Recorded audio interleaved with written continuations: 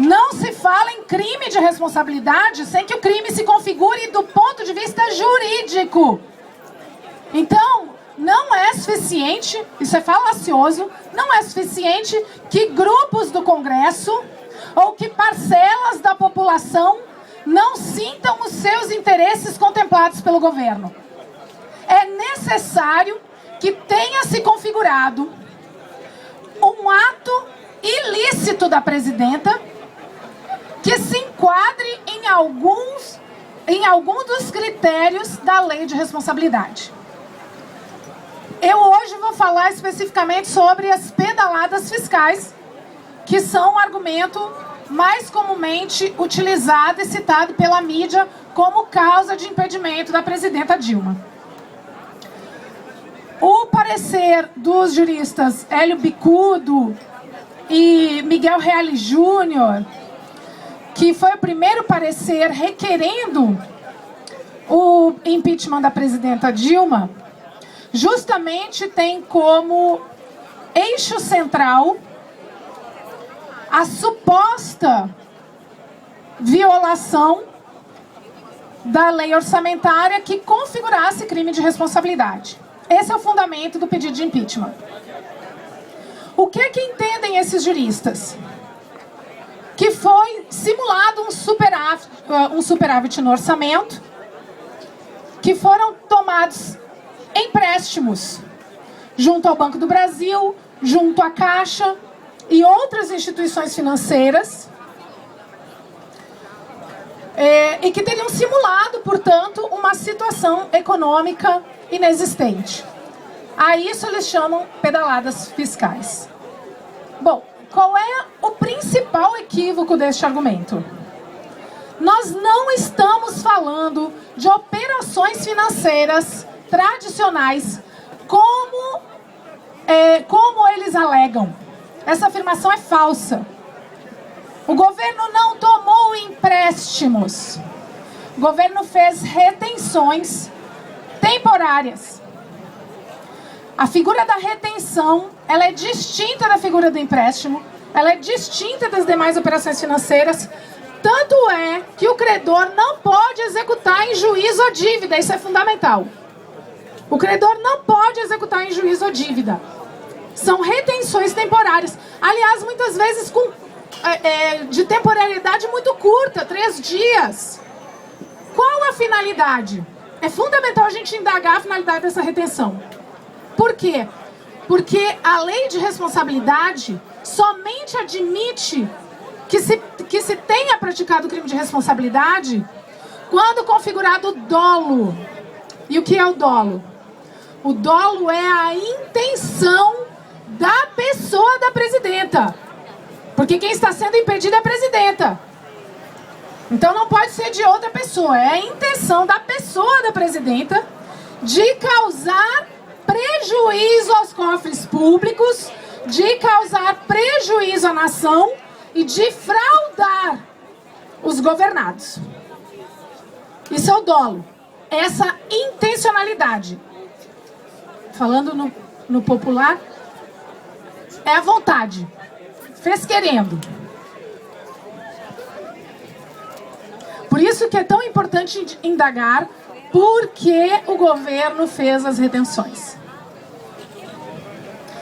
Fez as retenções para honrar os compromissos dos programas sociais, em especial Bolsa Família e Minha Casa Minha Vida. Só com o Bolsa Família se cogita, num lapso temporal recente, retenções de 40 bilhões de reais. É muito dinheiro, mas um dinheiro que posteriormente foi reposto. Então, o que é essa retenção temporária? É o atraso, é a retenção com posterior pagamento, com a finalidade de honrar os programas sociais do governo, em especial Minha Casa Minha Vida e Bolsa Família. Por que houve a necessidade de realizar essas retenções? Em razão de um contexto de crise econômica que não se dá apenas no cenário nacional, mas no cenário econômico internacional, que obviamente também atinge o Brasil, mas que o Brasil conseguiu razoavelmente administrar.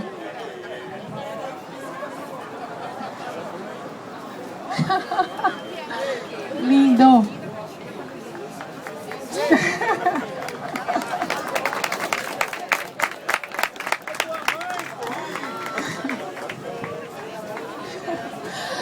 Perdi a concentração. É muita lindeza.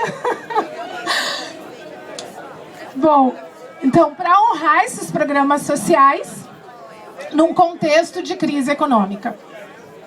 Então, notem, na verdade, o que é que seria irresponsabilidade do governo? Frustrar esses programas. É um absurdo que a presidenta seja acusada de crime de responsabilidade quando ela, na verdade, fez as retenções para honrar os seus compromissos financeiros de programas sociais. Irresponsabilidade seria exatamente o oposto.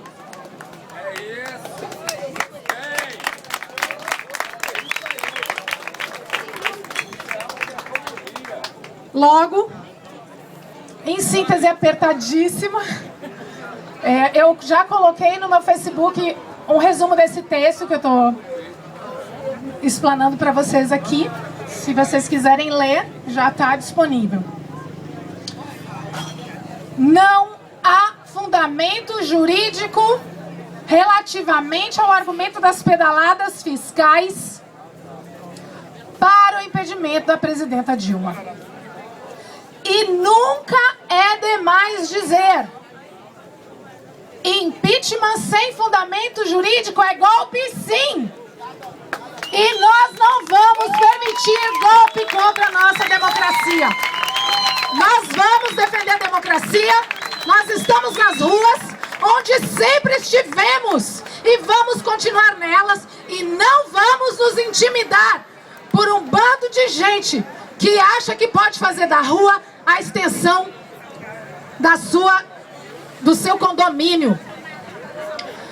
Sempre estivemos nas ruas, vamos continuar nelas e vamos defender a democracia, porque é sim a democracia que está em jogo. Não vamos nos curvar. Nós sabemos o valor de tudo que nós conquistamos até aqui. Se houver mudanças, é para a esquerda, para a direita nunca mais. E com muita honra, com muita felicidade, eu agora chamo o professor Marcelo Neves.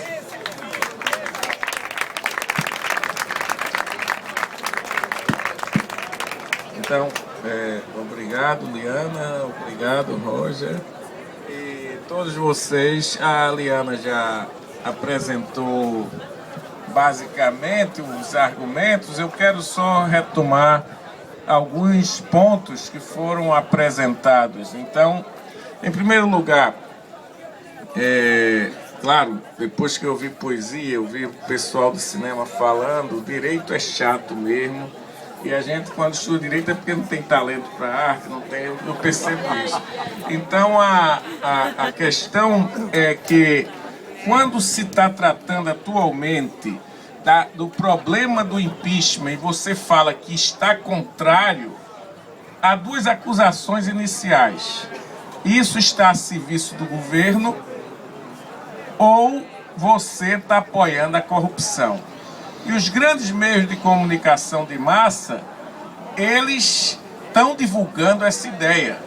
Então isso é um elemento inibidor e nós não podemos nos inibir com isso. Então esse é um ponto fundamental. Ninguém está defendendo corrupção e evidentemente é necessário que se condene os corruptos e não é um moralismo ser contra a corrupção, porque alguns setores afirmam não é um moralismo. Também discordo disso. Acho que o problema da corrupção está altamente vinculado à exclusão social. Há estudos que apontam que países que o nível de corrupção é muito baixo, como por exemplo países escandinavos, o grau de inclusão social é altíssimo. Países de corrupção altíssima, o nível de exclusão social, de pobreza, é muito alto. Por quê? Porque há pessoas que são sobre-cidadãos e outros que são subcidadãos. Então você tem um ambiente para o privilégio, para a impunidade dos corruptos.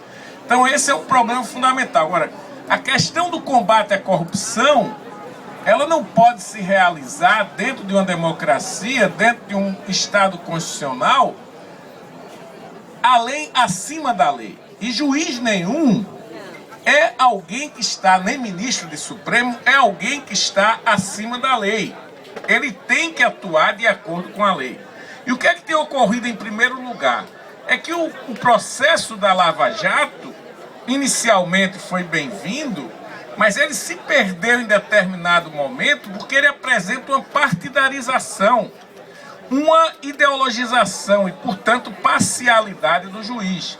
E por que essa parcialidade? Não é puramente porque a ideologia está na cabeça dele, porque você pode ser um juiz que, apesar de ser tua ideologia, vai buscar fundamentar seu argumento constitucionalmente. É que ele está ferindo diretamente a legislação e parcialmente. Veja bem, o caso da prisão, da condução coercitiva, não tem nenhum fundamento legal.